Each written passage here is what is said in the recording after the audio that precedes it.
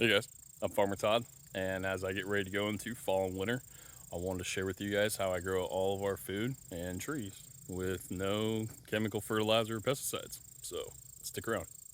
So, one of the most expensive recurring costs in gardening is fertilizer.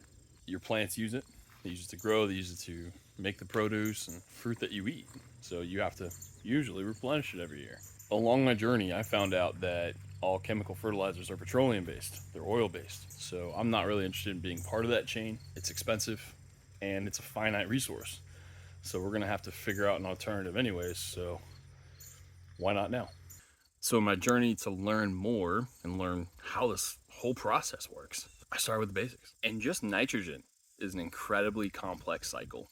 It goes through many different forms. It uses bacteria, it uses mycorrhizal fungi, and it's all free. What I found is if you cover them with mulch, eventually they start taking care of itself and it just gets better every year. So, after finding out that everything I needed was already here, just needed a little help and a little nudge in the right direction, how can I replicate what nature already does? How can I make it work for me? How can I help it get going? And I'm sure by this time, you're probably like, all right, I get it. Cool. Just show me how. How do you do it? Well, here's how we do it. These are legumes. That's step number one. If you get a root in the ground, you're already starting to form those relationships with the fungi. You're able to exchange nutrients. Life starts happening. If you can get a root in the ground, awesome. If you can make it a legume, even better.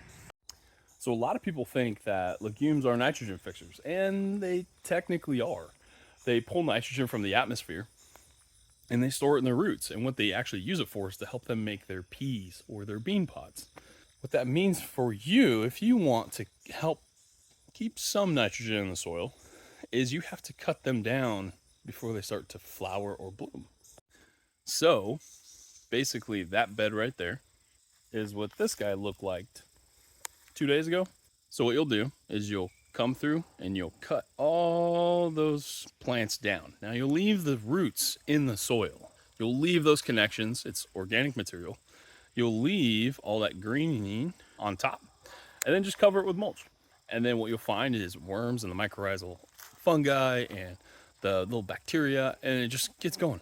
The cycle just starts rocking. So step two, cover it with mulch. That mulch will also break down and add more organic. It'll add more nutrients to the soil. It helps keep everything alive. Get a root, preferably a legume, cover it. So probably at this point, you're like, well, what do I cover it with?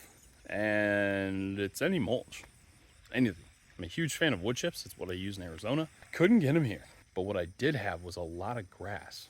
Grass is hay. I had about 5 acres of organic, all natural, pesticide free, herbicide free hay. And if any of you know the roof stout method, hay can absolutely do the trick.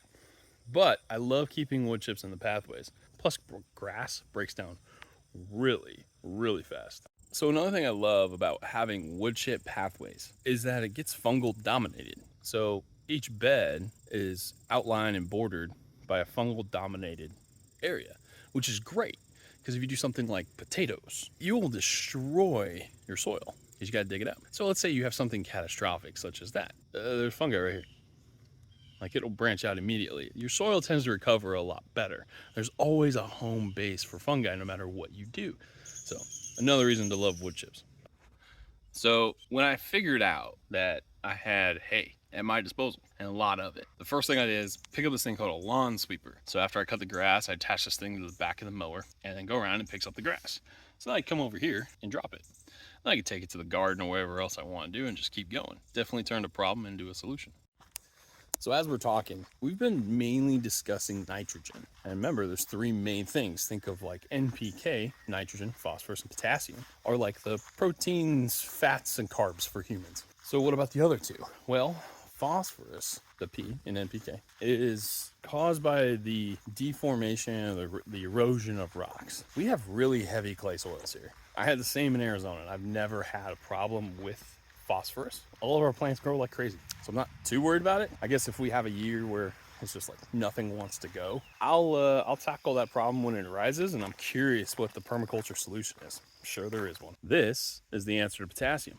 So this is potash. So what we do is we have a lot of trees on the property, we burn. We'll go around, we'll sprinkle that on top. Just like our excess, if we have coffee grounds or whatever, just throw it on top and you're good to go. I'm telling you, this is the easiest thing you'll ever do. And it's a piece of cake. It's really that easy. Everything we've grown this year, we've had to give some away because we grow too much of it.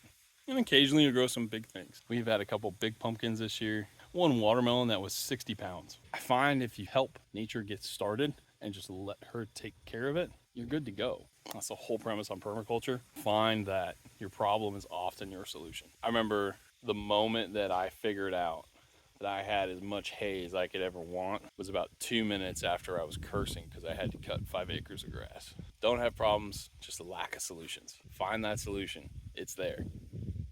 Hope you guys have a great day.